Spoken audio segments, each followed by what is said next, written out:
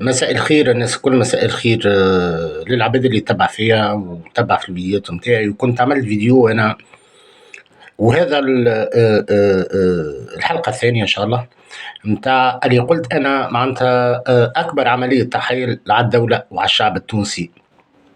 والقضية هذه تعرفوها اللي هي متاع ملكة من أملاك الأملاك المصادرة اللي كانت على كانت متاع بالحسن الطرابلسي وليلى بن علي اللي هو نزل بالاس قمرت، واللي تباع في صفقة مشبوهة، في صفقة كانت ما هيش واضحة. السيد هذا اللي هو رجل أعمال تونسي. أنا في الحلقة الجاية بقدرة ربي باش نعطيكم الأسامي الكل ونعطيكم الديتاي الكل. السيد هذا خذاله تيل وعلى أساس أنه باش يصلح لوتيل وباش يخلي الخدامة متاعه تخدم وكان صارت اتفاقية بينه وبين الاتحاد العام التونسي للشغل والكرامة هولدينغ وأنه ما هو باش يخرج حتى خدام، ما هو باش يمس حتى خدام إلا بعد 3 سنين. لكن ما راعى الخدامة الناس اللي عصت على الوتيل هذا ايامات الثورة. ونحب نقول لكم اللي الملكة الوحيدة ما تحرقتش وما تسرقتش ايامات الثورة هو الوتيل هذا، على خاطر الخدامة كانت تبات وتصبح ليل ونهار في الوتيل ومنعوه ووصلوا لبر الامان وقعدوا 7 ولا 8 سنين وهما يخدموا في الوتيل معناتها بمجهوداتهم الخاصة، وكانوا خدموا الجرحى الليبية وخدموا وتعبوا. لكن كي جاء السيد هذا بعد 4 ولا 5 أشهر عمل دوسيي سوسيال وخرج الخدامة الكل سي سي ال، والخدامة خرجت كانت مرغمة باش تخرج على خاطر تحب ولا تكرهوا في البريود هذيك ما فما حتى حد يجي يتكلم معاهم، ما فما حتى حد يجي يتكلم مع السيد هذا على خاطر كان مدعوم بعباد من القصر وكان مدعوم مام حتى من يوسف الشاهد. خرج الخدامة والخدامة كانت مضطرة ألا غالب مكره أخاك لا بطل، أعطاهم 4 دور فهمتي مساكن رضاو وخرجوا وقت اللي هو ممنوع عليه. كما قلت لكم معناتها السيد هذايا خذا الملكة هذه اللي فيها 17 نكتار. أنا كنت قلت ب40 مليار وهو ماهيش ب40 مليار، كانت ب31 مليار، والكلفة الكل فيما يناهز 100 مليار. يعني الوتيل كانوا عليه ديون، كان بالحسن طرابلسي ماخو قرض ب16 مليار، وكان هو بيدو معناتها قال لك أنا محضر 30 مليار باش نصلح الوتيل، وقت اللي هو ما صلح فيه شيء الوتيل وقتها وما عمل فيه حتى شيء وطرد الخدامة نتاعو. لكن هو ما شراش الوتيل معناتها باش يستثمر فيه كمؤسسة سياحية، لا هو شرا الوتيل على خاطر التيران اللي موجود طول الوتيل هذا اللي اليوم قاعد يبني فيه في ديزابارتمون اللي هما اليوم باش يدخلوا له قد الوتيل 10 مرات، قد اللي دفعوا في الوتيل 10 مرات. واللي اليوم مساكن فما عباد اللي ساكنين غادي واللي شارين غادي اليوم حجب عليهم المنظر كومبليتمون. وانا قاعد مستغرب لليوم معناتها السيد هذا كيفاش خذا تراخيص من بلدية المرسى. اليوم فما عباد شاكية، فما عباد عندها احكام وما نجمش نحكي، وان شاء الله في الحلقه الجايه باش نحكي وباش نحكي على بلديه المرسى وباش نحكي على الخنار تاع بلديه المرسى اللي صار مع السيد هذا. السيد هذا اليوم عنده بار على البحر مبني من غير تراخيص، مبني من غير حتى رخصه. السيد هذا اليوم معناتها فات كل معايير اللي يتحدى بها القانون التونسي.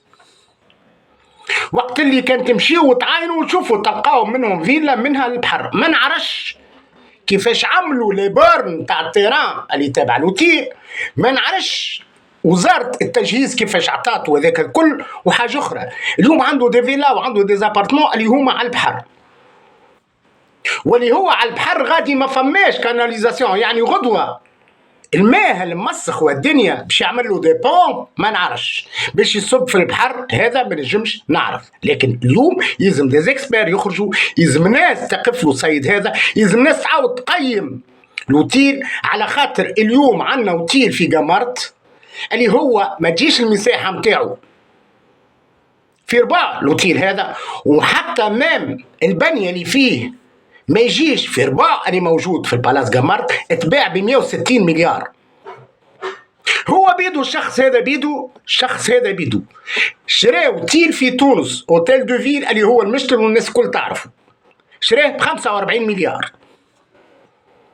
معناتها اوتيل دو فيل اللي هو ما يجيش 10% ولا 15% من المساحه نتاع البالاس. فما برشا عباد يقولوا لي ما تقولش على السامي وش يهمك وش ما يهمني. انا يهمني حاجه برك، تهمني بلادي، ويزينا ما تعديتوا على بلادكم، يزيكم ما ترفقتوا في بلادكم، ويزيو ما تعديتوا على الشعب التونسي. وانا اليوم مازلت باش نواصل في الموضوع هذا.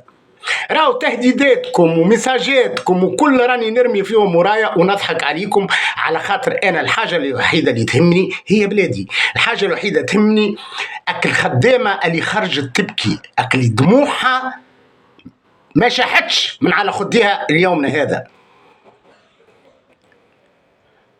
ولا يزي السيد هذا كما قلت لكم بعد ما صار هذا الكل يبيع ريستوران ما نعرفش قداش من مليار، انا قلت 30 ولا 28 ولا 20 ما نعرفش بالضبط باش ما ولا يزي ياخو قرض اخر.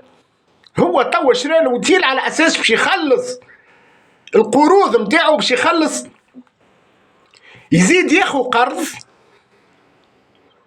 ويعطيو البنوك التونسيه قرض. والقرض هذا علاش خذاه؟ باش يطرط الخدامه نتاع البالاس اللي يصبروا في الاوتيل واللي وصلوا دبوا زمان ما يكسبوهاش، ووصلوا الاوتيل بر الامان باش الدوله التونسيه تصور اكل 31 مليار. ولو انه اوتيل كما هذا لليوم هات نجيبوا دي زيكسبير ويقيم الاوتيل هذا يسوى اكثر من 200 مليار. ويحبونا نقعدوا ساكتين ويحبونا نقعدوا. انا اطالب اليوم الدوله التونسيه واطالب وزارة الداخلية، وزارة العدل، كل مؤسسات الدولة، وأنها اليوم تتحرك، وأنها اليوم السيد قاعد يبني ويزرب ويبيع، خاطر عارف روحه اللي هو باش يجيه وقته باش يتحاسب. اليوم السيد هذايا يحمل معناتها جنسية أخرى وهي فرنسية. اليوم السيد قاعد يقبل ويبيع، يقول لك انا اليوم اللي نصوره وغدوه خلي باش يصير. حتى ولو الدوله التونسيه تقوم مره اخرى معناتها وتحجز الاوتيل هذا، يطلع هو رابح، على خاطر هو تمنيك على الدوله التونسيه، تمنيك على الشعب التونسي، وتمنيك على القوانين التونسيه. ومع شكون؟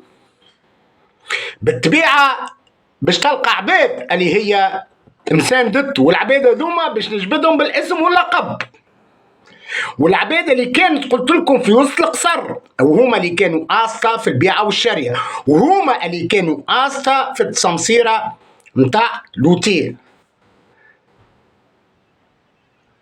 ناس خدمت، ناس تعبت، ناس وصلت الامانه لصاحب الامانه اللي هي الدوله، ناس وصلت الامانه ومددها في يد الدوله.